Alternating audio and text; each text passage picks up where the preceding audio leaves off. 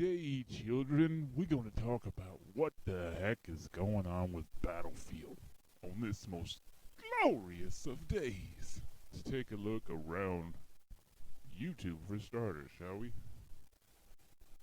YouTube is peppered with Battlefield Alpha, Battlefield 5 Alpha 2, Battlefield Open Beta, reviews, gameplay, and the overall majority consensus is that this game sucks.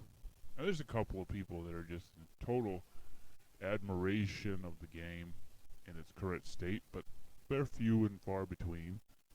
And some of them change their mind, like this person here. I was wrong about Battlefield 5. It sucks. That's pretty much the general consensus. So what is going on with Battlefield 5? Well, I think we have to first go and take a look at the pre-development. Now, during the pre-development, let's take a look at the Wikipedia page. And let's go down to where they quote some of the controversy that started surrounding the game. Now, it's called Battlefield 5, and it's supposed to revolve around World War II. Now, some of the controversy started when DICE, the developer, started reacting to the current player fan base regarding the issue of having a general overall feel about the game.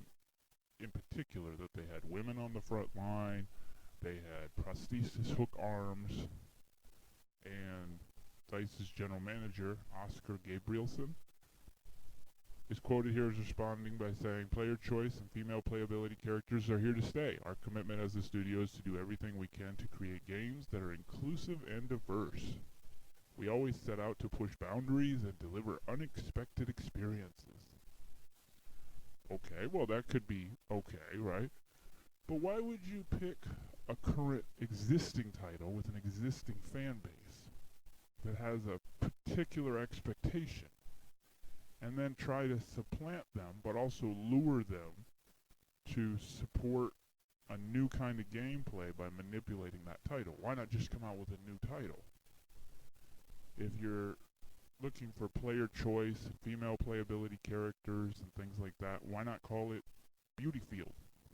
Why are you trying to hijack a current title revolving around a particular time frame in history on a title that usually is pretty grounded in the type of weaponry and warfare, and then try to change that to make it like non-binary field, where you have trans fighters and women fighters and men fighters, and why not pick a time frame where that fits? Or why not just create a whole new game and call it Beauty Field or Steampunk Field or Non-Binary Field, and that way everybody can feel welcome and open. But why would you pick a title that already exists, that has a player fan base, and then try to lure them over, but at the same time, as you see here, EA Chief Creative Officer Patrick Soderlund saying, "We stand up for the cause because I think those people who don't understand it, well, you have two choices. Either accept it or don't buy the game." He said, "I'm fine with either or." Now, this is the Chief Creative Officer. Why would you say that? And my question is, are they doing this with other titles in their portfolio? Are they doing this with NBA Live? If I choose Los Angeles Lakers and I pick small forward, power forward, and I'm expecting LeBron James, am I getting some woman and being forced to play with some woman with a metal prosthesis hook instead? I mean, there's a place for that. That's called the WNBA. But am I being forced to then supplant LeBron James with a woman with a metal hook wearing a hockey mask?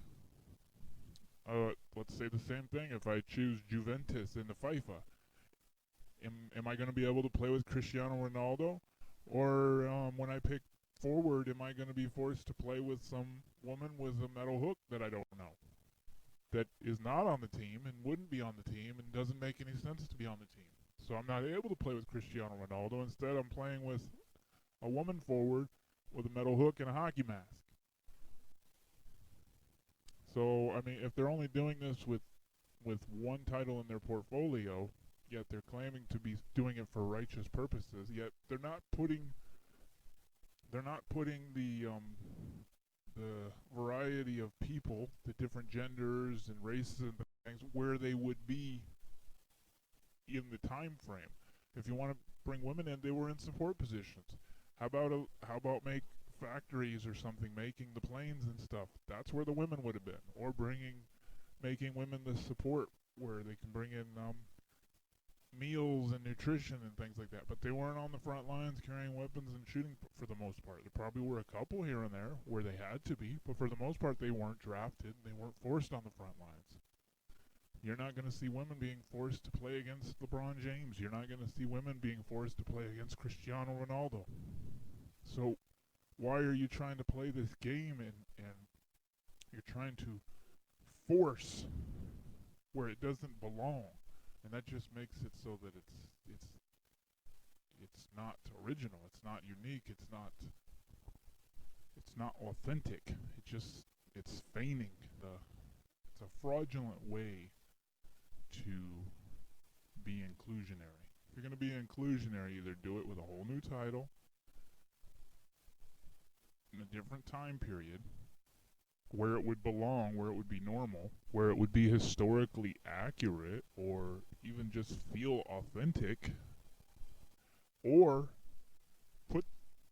be inclusionary where they would be during that time frame to represent their actual role and their accomplishments and their contribution to the World War II effort. Why pretend they didn't exist unless they were on the front lines? And they weren't on the front lines, so we're going to throw them on the front lines because they were on the back lines and they were crap because they weren't on the front lines. And if you weren't on the front lines, you were nobody. So we're not going to put them in the game and the real accurate contributionary role that they represented. We're just going to throw them on the front lines where they weren't and pretend that they were, and because everybody knows if you weren't, you didn't contribute jack to World War II effort. Or properly represent that specific period that you're taking and supposedly representing. You're taking World War II. If you don't want to represent World War II, don't title it World War II. If you don't want to represent the NBA, don't title it NBA. If you don't want to represent FIFA, don't title it FIFA. But if you're going to title it FIFA, if you're going to title it NBA, if you're going to title it World War II, make the roster mirror reality. That's what people want. If you don't want to mirror reality, don't call it NBA. Call it Dream BA or Dream Team or Beauty Basketball. I mean, just looking at EA Chief Creative Officer Patrick Sunderland's statement, I'm fine with either or. Either accept it or don't buy the game. Now, do you think you're going to get somebody or a company or a developer that's going to listen to the fan base and come out with a title that people are happy with? Well, no, because it says right here, either accept it or don't buy the game. I'm fine with either or. So they're saying, hey, come buy this game, come try out this new title that we're working on. Oh, but if you don't like it, we don't care. But let us know if you like it. But if you don't, we don't care. So what's the point? Why are you inviting people to try it out if you don't care if they like it? They don't like it. A lot of people don't like it. What I don't like about Battlefield 5 open angry rant. Battlefield 5 controversy. Tax fans, accept it or don't buy the game. DICE has a long way to go. Let's just parse through all the reviews and all the critiques and everything like that, and what you like and what you don't like, and why a lot of people consider it a mess. It all boils down to, it doesn't feel like World War II. I mean, when you're playing the game, you feel like you're on a SWAT team in some modern urban environment. You don't feel like you're in World War II on any of the maps. And some of the stuff is a slight improvement over Battlefield 1 mechanics. But overall, the game it's lacking so much stuff, and we're not even going to continue down the, oh, was there women on the front lines, and did they have metal prosthesis hooks, and were these squadrons wearing hockey masks on the front lines in the trenches, and let's get rid of all that mess. They have a bunch of other messes to deal with. They have bleed out screens that nobody likes. Okay, maybe a few people like it, but most of those people that like it are later probably going to regret it. A lot of them when they spend 40 minutes in a bleed out screen and 5 minutes in gameplay. I mean, they have other issues like the maps. At least the maps they're showing us are very, very bland. They're not a lot of intrigue. The vehicles are really lackluster. The tanks, the airplanes. I mean, most people coming from Battlefield 1 and Battlefield 4 don't get it. They don't like it. And it seems like a lot of that stuff is not being addressed. The weapons, they had a pretty good system in Battlefield 1 with weapons. Why are they now pretty much you have one weapon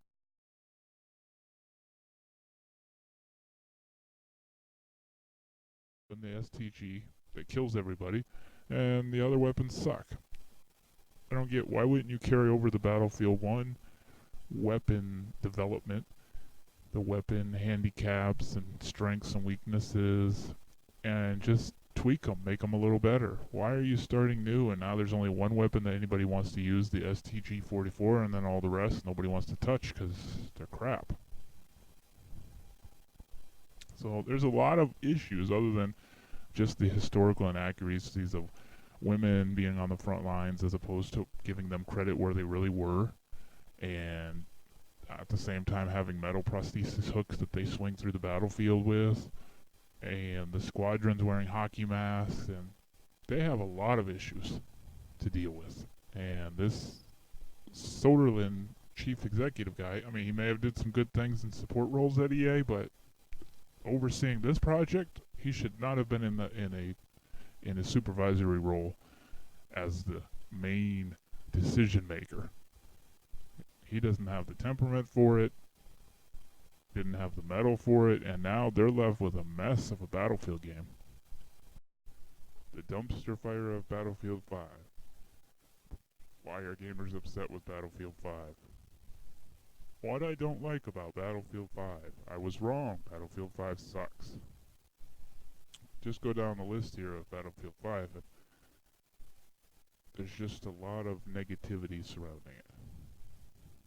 So, if you're a fan that's expecting the developer to take your input seriously, well, you can forget about it because you have the chief creative officer of Electronic Arts, the owners, studio owners of the title, saying accept it or don't buy it. I don't really care. I'm okay with either one. You're not going to get a responsive development out of that. And as a result, this is EA's. If you're an Electronic Arts shareholder or you're an investor, this is what you're seeing.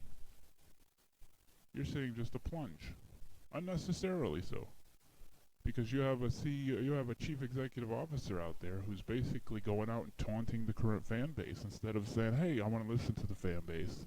We want to include these other demographics, but we're going to do it in a new title instead of hijacking an existing title, trying to lure you over, and if we can't, just telling you to go screw yourself." So that's kind of the state of things. But yeah, if you're this guy, he's going to walk away with his stock options. He's going to keep getting his salary. And if you're a shareholder or an investor, you're left to dig the dirt. Down, down, down. So I don't expect very good things as long as this Patrick Soderlund is involved with any title, really, because anytime you got somebody who comes out and is not trying to get customers, is actually just using other people's money and other people's resources and investor time and investment, and saying, "Oh, well, I don't care. You don't like it? Don't buy it. I'm okay with either one." If I was chief creative officer, I would not be okay with either one. I want you on board buying it. But you can see here, as a result, what you end up with is sales of Battlefield 5 were weak, being 85% behind those of Call of Duty Black Ops 4. And you have a creative development house at DICE and an EA who's telling you, hey, give us input. But when you give the input, they're telling you, we don't care about your input. Don't buy it. So that's kind of the current state of Battlefield. I think until you get this guy out of here, this Patrick Soderlund, and you get people who really are trying to understand their demographics and understand their customers, then you're probably going to keep having this problem. Oh, okay, well, you know what? It looks like they did pushing Soderlund out. So Soderlund announced he would be leaving EA after 12 years of service on August 14th, 2018. So maybe there is some hope for DICE yet. Maybe there is some hope for EA if they push DICE to do and deliver what fans want. And if you want to open new doors and you want to lure in new demographics and entertain new demographics and get other people involved, that's good. But don't hijack a current title. And if you're going to do it, maybe put a colon, Battlefield, colon, Beautyfield, or Battlefield, colon, Steampunk, or Battlefield, colon, What If. Don't call it World War II. And here's a news flash. A lot of men who fought in World War II didn't want to be there. They were drafted. Women, as a general rule, were not drafted to the front lines. Men were. And people who are playing the game expect it to be representative of World War II so they can get into the feel and the immersion of the game.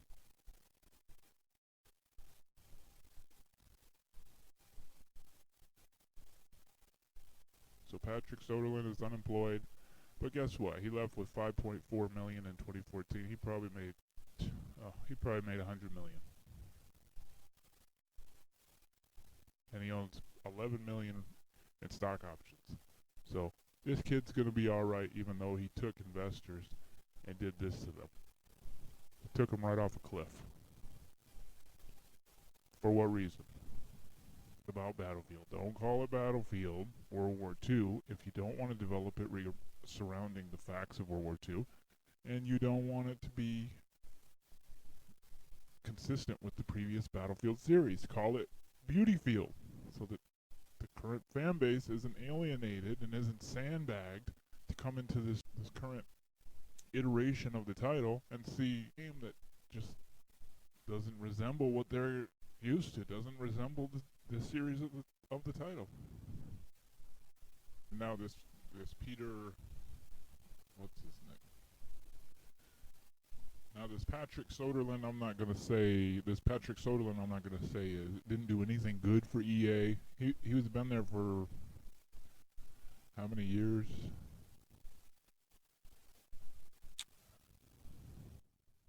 He'd been with EA for 12 years, according to Wikipedia. So he was there through the last Battlefield 1, which was a pretty good title. It broke up some new categories and arenas. It's very smooth. The cinematics, the soundtrack. So he was probably involved with overseeing some of that, and he just shouldn't be in a leadership position, dealing with the public, overseeing an entire project, because obviously he doesn't have the mettle to do that. He may be good as a component of the development, but not as a chief creative officer. That's for sure. Not as a chief design officer or chief creative officer or whatever. He doesn't have the temperament, doesn't have the mindset to do that. Because when you're doing that, you don't want to go out and alienate an existing fan base of a popular title. You want to listen to that fan base, because they're the ones that are giving you the money, or not, if they're not happy with the end product. So what we know going forward, well, Chief Design Officer Patrick Soderlund has been removed from EA. He's out. The launch date for Battlefield 5 has been delayed forward. EA says they're making changes to the core gameplay, so we'll see if they finally start listening to review after review after review, after feedback after feedback after feedback of the alpha and the beta and what's missing and what's lacking. And hopefully going forward they make some of those changes that are going to affect actual quality gameplay. Bring some of that implementation in. And get this thing back on track.